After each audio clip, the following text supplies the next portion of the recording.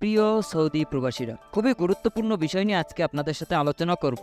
যদি আপনাদের ভালো লাগে তাহলে অবশ্যই শেয়ার করবেন, কারণ অনেক মানুষের উপকার হবে। বিভিন্ন মানুষের কাছ থেকে আমরা যে তথ্যগুলো পাই সেগুলি আপনাদের সাথে শেয়ার করার চেষ্টা করি। যারা বিভিন্ন সময় সৌদি আরব থেকে ধরা দিয়ে দেশে গিয়েছেন অথবা হুরুপ্রাপ্ত হয়ে দেশে গিয়েছেন কিংবা পুলিশ তাদেরকে আটক করে দেশে পাঠিয়েছে, তাদের জন্য আজকের এই খবর। চলুন তাহলে খবরে বিস্তারিত জেনে নেওয়া যাক।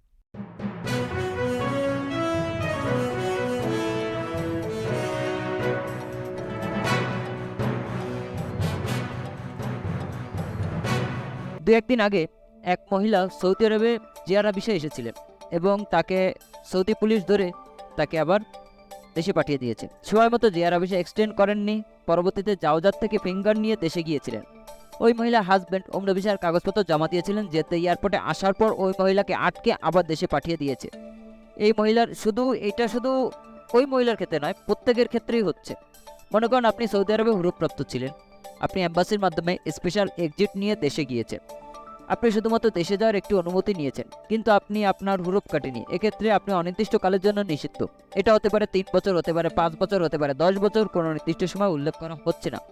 এখন অনেকের প্রশ্ন থাকতে পারে, অনেকে তো আসছে, হয়তো মানবতার খাতিরে ছেড়ে দিচ্ছে, কিন্তু বেশিরভাগ লোকই দেশে পাঠিয়ে দিচ্ছে। 100 জনের মধ্যে আমি বলতে পারি প্রায় অন্তত 90 জনকে রিটার্ন পাঠিয়ে দিচ্ছে। আর যারা সৌদিতে প্রবেশ করতে দিচ্ছে তারা হয়তো সুন্দর করে তাদেরকে বোঝাতে পেরেছে বা বুঝিয়ে বলতে পেরেছে, অথবা তাদের কফিলের সাহায্য নিয়েছে, অথবা ইমিগ্রেশন অফিসার তাদেরকে দয়া দেখিয়েছে।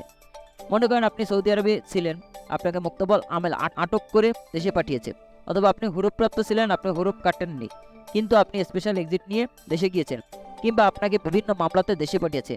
এক কথায় মোকালেফ হয়ে যারা দেশে গিয়েছেন তাদের বেশিরভাগ ক্ষেত্রে এয়ারপোর্ট থেকে প্রবেশ করতে দিচ্ছে না, রিটার্ন পাঠাচ্ছে। এক্ষেত্রে আপনার করণীয় হলো যে আপনাকে একটা নির্দিষ্ট সময় পর্যন্ত অপেক্ষা করা উচিত, অন্তত 3 বছর। তারপরে আপনি একটা এয়ারপোর্টে প্রিন্ট আউট তুলে চেক করবেন, যদি আপনার 900 সিরিয়ালে একটি মামলা লেখা থাকে, সেক্ষেত্রে নিশ্চিত থাকবেন আপনি সৌদিতে আসলে এয়ারপোর্ট আপনাকে আটকাবে। আর যদি আপনার মোকালেফ নাম্বার, তারহিল নাম্বার বা আপনার নামে যে মামলাটা হয়েছে, যে মামলা আপনাকে দেশে পাঠিয়েছে, যদি সেটা মুছে যায়, তবে আপনি চাইলে সৌদিতে অনায়াসে ঢুকতে পারবেন। এখন প্রশ্ন হলো যে কত বছর পরে হচ্ছে। আগে তো 3 বছর অথবা 5 বছর পরে পৌঁছে যেত, এখন সেটা অনির্দিষ্টকালের জন্য কোনো সময় উল্লেখ করতেছে না। এই নতুন আইনটি চালু হয়েছে 2021 সালে। ইদানিং অবশ্য বাংলাদেশ যখন ফিঙ্গার দিতে যাচ্ছেন পাশের সেন্টারে, কাজের ভিসা রিজেক্ট সেখানেই করে দিচ্ছে, আবার অনেকে করতেছে না।